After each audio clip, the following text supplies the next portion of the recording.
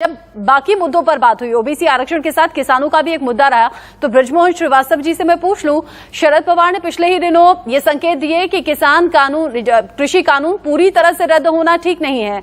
कुछ कुछ जो पॉइंट्स हैं जिन पर टकराव की स्थिति है या जिन पर आपत्ति है, उनमें सुधार के साथ इसे लागू किया जाएगा, ऐसा होगा? देखिए, पवार साहब की बात को बिल्कुल अलग ढंग से प्रस्तुत किया गया है। उन्होंने ये कहा था कि महाराष्ट्र में जो बिल आने वाला है उस बिल के ऊपर गंभीर चर्चा होनी चाहिए और उसमें अगर किसी प्रकार का कोई परिवर्तन करना हो तो जो हमारे जो दूसरे दो साथी दल हैं उनके साथ बैठ के बातचीत करना है, ये उन्होंने कहा था। इसको जोड़ दिया गया है केंद्र के बिल से। केंद्र का बिल एक अलग है और वहां पर कोई राष्ट्रवादी कांग्रेस पार्टी या जो दीगर पार्टियां हैं उनके पास चूंकि बहुमत नहीं है, ये स्पष्ट है। और जिस प्रकार से अपने बहुमत का उपयोग करके भारतीय जनता पार्टी ने गैर कानूनी तरीके से ये बिल बनाया है, उसके लिए एक रणनीति बनाना होगी, वो एक अलग पहलू है।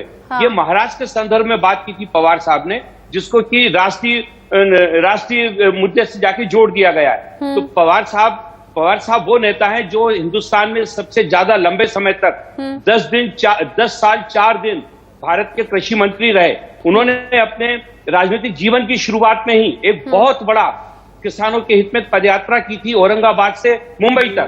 तो वो किसानों के प्रति जितने संवेदनशील हैं, वो जितना किसानों की समस्याओं को समझते हैं, ऐसी स्थिति में पवार साहब के बारे में ये कहना या पवार साहब की तरफ से इस बात को कहने का जो प्रयास भारतीय जनता पार्टी की जो एक टीम है जो गलतफहमी फैलाने का काम करती है, उसका ये प्रयास है। मैं सोचता हूं कि ऐसा संभव नहीं हो पाएगा, क्योंकि पवार साहब का जो किसानों के प्रति जो प्रेम है, किसानों के प्रति जो उनकी संवेदनाएं हैं, उनको सारे किसान संगठन और किसान बेहतर तरीके से जानते हैं। बृजमोहन जी, मैंने तो इस पर भी डिबेट की थी। शरद पवार ने जब ये कहा कृषि कानून को लेकर, तो मैंने तो इस पर भी डिबेट की थी। किसानों के मुद्दों पर बात करते हैं। मैं तो ये भी चाहती थी मीडिएटर बन जाते किसानों और सरकार के बीच में, और कम से कम ये हल निकलता। ऐसी उम्मीद मैं अभी तक भी कर रही हूँ। शरद पवार अगर ऐसा कर दें तो बहुत से किसानों का भला हो जाएगा।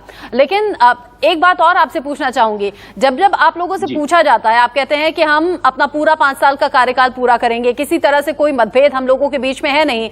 लेकिन जब शिवसेना के बड़े नेता ये कहें कि बीजेपी से कोई दूरी नहीं है, दोस्ती जैसी चीजें हैं, जब ये करीबी की बात होती है, आप खुद को कहां पाते हैं? हम लोग देखिए, इस बात को बिल्कुल स्पष्ट समझ लीजिए, ये बात सच है कि ये हमारा जो सरकार है महाराष्ट्र की, ये अपना कार्यकाल पूरा करेगी और इसके बाद के भी जो चुनाव होंगे उसमें यही 3 दल मिलकर अपनी बात को जनता के बीच में रखेंगे और निश्चित रूप से इनको जनता का आशीर्वाद भी मिलेगा।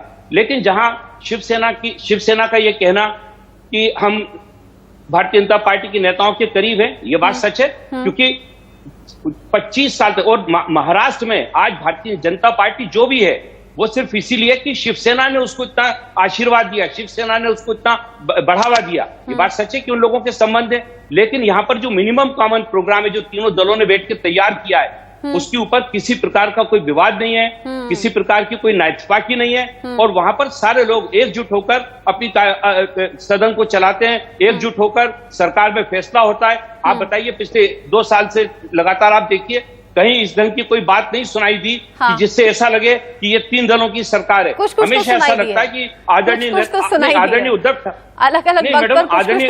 उद्धव ठाकरे के नेतृत्व में पूरा मंत्रिमंडल लगातार जनहित के कामों में लगा हुआ है। आप देखिए कि ये जो कोविड का जो मुद्दा था, इसमें खाली इसकी प्रशंसा महाराष्ट्र के नागरिकों ने ही नहीं की है, इसकी प्रशंसा स्वयं आदरणीय प्रधानमंत्री जी ने की, इसकी प्रशंसा सुप्रीम कोर्ट ने की।